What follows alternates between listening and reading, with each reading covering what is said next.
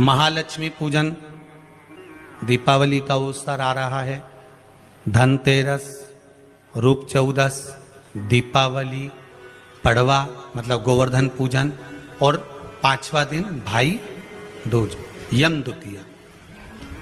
5 दिन तक लक्ष्मी महारानी आपके घर में रहेगी, आप उसकी आराधना करना। पहले भी कथा में कहा, माता लक्ष्मी को, नारायण को लक्ष्मी किसने दी है? भगवान शिव ने। लक्ष्मी जी तो भगवान शंकर के पास आ रही थी क्योंकि माता ख्याति इनको दे रही थी, पर माता ख्याति से शंकर भगवान ने कहा कि भगवान विष्णु को लक्ष्मी जी दीजिए। जो लक्ष्मी भगवान विष्णु को प्राप्त हो सकती है, क्या लक्ष्मी हमारे घर में नहीं आ सकती? 5 दिवस तक आप माता लक्ष्मी की आराधना करिए, उसको अपने घर में बुलाने का प्रयास करो। श्री शिवाय नमस्तुभ्यम। 5 दिन तक आप भी शंकर का अनुमोदन करो, श्री शिवाय नमस्तुभ्यम बोलो, लक्ष्मी की आराधना करो, घर में काम करते रहो, पपड़िया बनाओ, गुजिया बनाओ, जो बनाना है बनाओ, पर उस शंकर का अनुमोदन कर कर बनाओ और लक्ष्मी जी का अनुमोदन करते रहो, स्मरण करते रहो, जिससे मां हमारे घर में विराजमान हो। आप लोगों से निवेदन रहेगा, सब दीपावली का पर्व बड़े धूमधाम से मनाना। दीपावली के पूजन का ज्यादा बड़ा रूप में तो हम विस्तार वर्णन नहीं करेंगे। कमाई में भगवान से प्रार्थना करना कि धन आए तो अभिमान मत आने देना, अहंकार ना आए, बस इतना ध्यान रखना।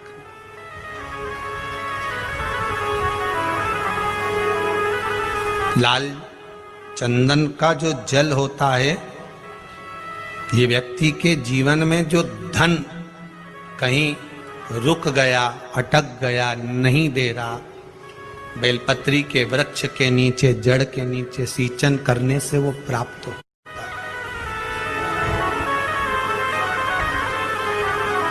अथर्ववेद में छंदो ज्ञान उपनिषद में, दोनों में, अथर्ववेद में भी वर्णन है और महाराज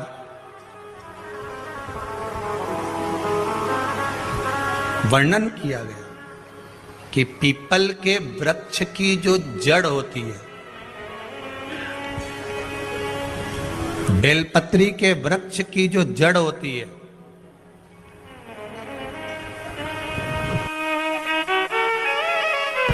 और आंवले के वृक्ष की जो जड़ होती है, इसके नीचे स्वर्ग का निवास होता है। किसका निवास है? स्वर्ग का निवास।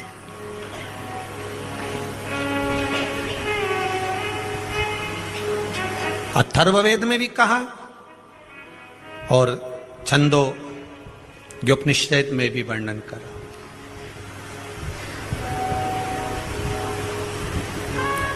एक पीपल, एक बेलपत्र, एक आंवला, इनके जो जड़ है, वो जड़ के नीचे स्वर्ग का निवास। ये जहां लगे,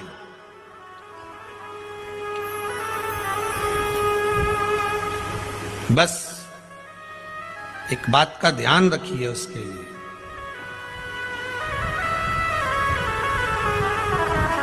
कि जहां पर ये वृक्ष होता है और उस वृक्ष के नीचे बैठकर हम जब किस जल का सींचन कर रहे हैं, जैसे अभी आपको कहा था कि जल में अगर लाल चंदन मिला हो और आप बेलपत्री के जड़ में सींचन कर रहे हैं तो लक्ष्मी की आवक बढ़ेगी। कहीं पैसा अपना अटक गया, नहीं आ रहा, आएगा।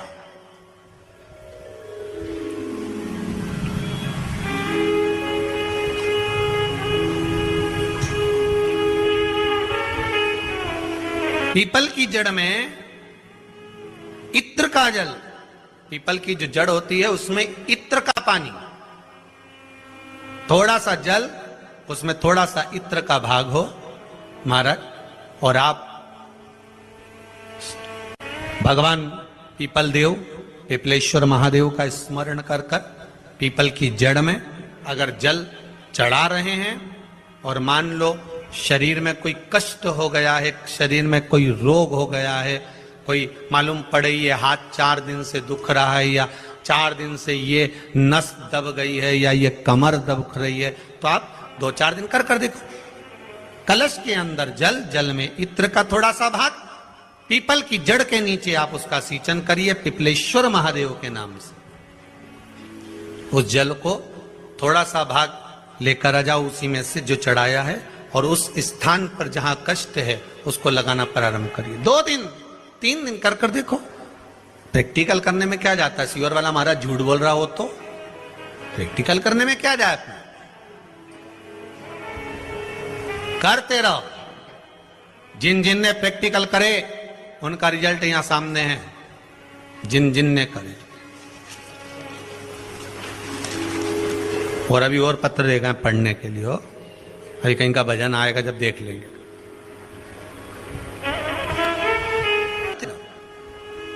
तीसरा, महाराज आंवले के वृक्ष की जड़। आंवले के वृक्ष की जो जड़ होती है, इसके नीचे शिव महापुराण की कथा कहती है, विष्णु पुराण कहती है, स्कंद पुराण कहती है महाराज कि भगवान नारायण स्वयं इस जड़ के नीचे अपना विश्राम करते हैं महाराज, इस जड़ के नीचे। प्रयास करा करो, 1 चुटकी हल्दी, कितनी? मात्र 1 चुटकी हल्दी, आंवले के वृक्ष के नीचे भगवान हरि हर महादेव, कौन से महादेव हैं? हरि हर महादेव के नाम से रखकर उस पर पूर्व मुख कर पूर्व की ओर मुख कर जल समर्पित करना प्रारंभ कर दीजिए। आप अगर प्रयास करेंगे शुक्रवार की शुक्रवार करें, या नवमी की नवमी करें, अष्टमी की अष्टमी करें, प्रदोष की प्रदोष कर लें, सोमवार की सोमवार कर लें, तो आंवले की जड़ के नीचे अगर हमने हल्दी रखकर जल का भाग समर्पित करा है पूर्वमुख होकर, तो अगर व्यापार नहीं चल रहा है, 1 हफ्ता हो गया बैठे हुए हो, कोई ग्राहकी नहीं है, तो 1 बार करो, दूसरी बने जाओगे तो आप अपने आप दौड़ कर जाओगे कि मेरा 1 हफ्ते से व्यापार अच्छा चल रहा है। आप दूसरी बार करोगे तो आपको ये ज्ञान उपदेश ये प्राप्त हो जाएगा, अपने आप रिजल्ट सामने आएगा कि हाँ, हमने आंवले के वृक्ष के नीचे हल्दी को समर्पित करा था, और उसको चढ़ाने के बाद हमने जो जल चढ़ाया है उसका फल हमको प्राप्त हुआ, उसका फल हमें मिला है। अगर कहीं अशांति का अनुभव होता है, मन को शांति नहीं रहती, बार बार ऐसा लगता है कि रोना आ रहा है, कुछ घर में अच्छा नहीं लग रहा, कहीं आंख फटक रही है, कहीं कोई पड़क रहा है, तो कभी ऐसा लगे, एक सफेद फूल पुष्प कुंदकेश्वर महादेव के नाम से अपने घर में से लेकर घुमाकर शिव जी को समर्पित कर कर आ जाओ। वापिस आओगे ना तो रुआसा सा मन होगा, न मन में अशांति होगी। इतना पावर बाबा दे देंगे कुंदकेश्वर महादेव कि आपको खुद अनुभव हो जाएगा। केवल 1 पुष्प श्वेत कुंदकेश्वर महादेव। कुंदकेश्वर महादेव कोई साधारण नहीं है।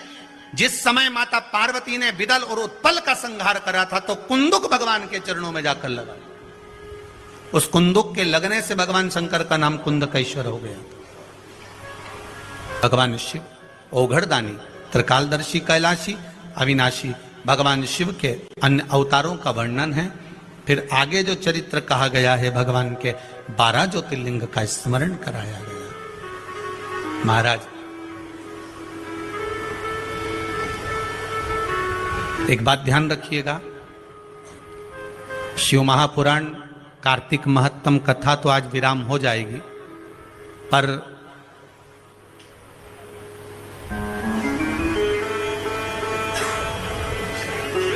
महालक्ष्मी पूजन, दीपावली का अवसर आ रहा है, धनतेरस, रूप चौदस, दीपावली, पड़वा मतलब गोवर्धन पूजन, और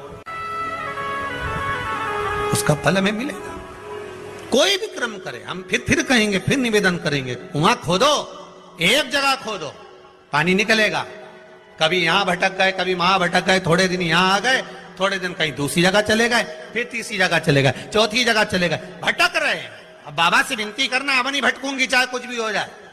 बहुत भटक ली, सारी दुनिया में जाकर घूमी आई, सबसे निवेदन कर कर आ गई, अब मेरे बस की नहीं बची, अब तो तेरा दरबार है और तेरा भजन है, इसके सिवाय कुछ नहीं करूं। श्री शिवाय नमस्तुभ्यं, श्री शिवाय नमस्तुभ्यं, श्री शिवाय नमस्तुभ्यं, श्री शिवाय नमस्तुभ्यं, इसके सिवाय कुछ नहीं करो।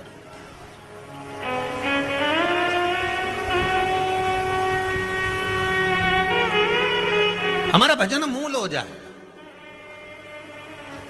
एक विदल और उत्पल दो असुर हुए। पार्वती मैया ने जो भजन करा था, स्मरण करा था, शिव मिले थे, उनकी भक्ति दृढ़ी थी। विदल और उत्पल ने एक बार माता पार्वती जी को देखकर बड़े आनंद के साथ उनकी ओर लोभित हो गए, उनकी ओर आसक्त हो गए।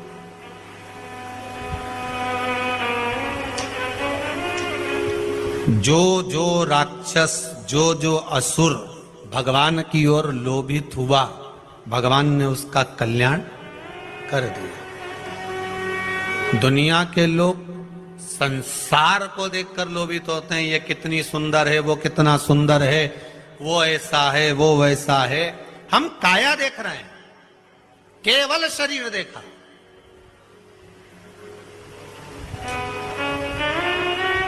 आधे से ज्यादा रिश्ते तो ये काया के चक्कर में गड़बड़ हो गए। लड़का अच्छा है साहब, लड़की बहुत बढ़िया है, दिखने में तो कई जोरदार।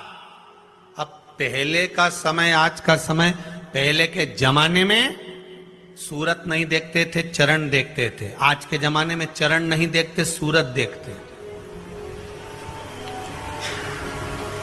फिर वही वाली बात आ गई, किस कलर के कपड़े पहनूं कि भगवान मुझे मिल जाए।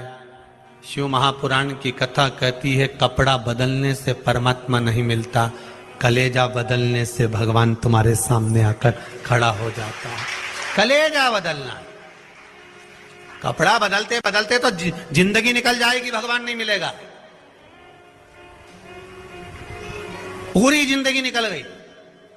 क्या हुआ कपड़ा बदलने से? वो रावण ने बदला था, क्या हुआ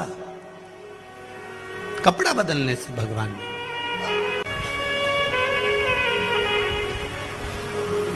भोले जी को नाम बड़ा प्यारो लागे।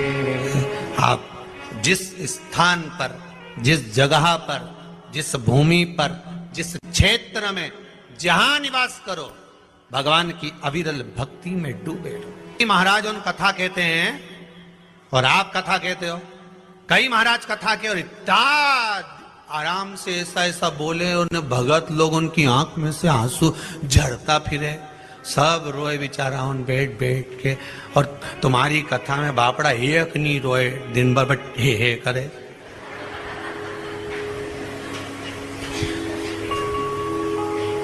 और तुम भी व्यासपीठ पे बैठ के बस हंसता रहो, ने ठिठोली करता रहो। है तुम्हारी भी आंख में आंसू नहीं आए, और बाकी का महाराजन तो कथा के ने बापड़ा सब झड़ता फिरे। 25 बार मुंडा साफ कर ले, 2-4 बार तो सफेद ले। अब तुम तो, तुम्हारी संपट नहीं पड़ेगी, तुम सब ठिठोली, सब हंसे और तुम भी हंसो। अरे भैया, पूरे ब्रज में घूम लेना, पूरे ब्रज में घूम लेना, और एक बार ब्रज में घूमने के बाद में नंदगांव जाना, गोकुल जाना। कौन कौन गया इधर हाथ? तो जम के हंसो। अब उस समय पे तुम्हें हंसी आती है, पर नहीं, पर तुम्हें हंसना पड़ता। बोलो सही है कि गलत है? क्यों हंसाते हैं नंदगांव में, क्यों हंसाते हैं गोकुल में, क्यों हंसाते हैं ठाकुर जी के सामने? क्योंकि वो ब्रजवासियों को मालूम है पूरी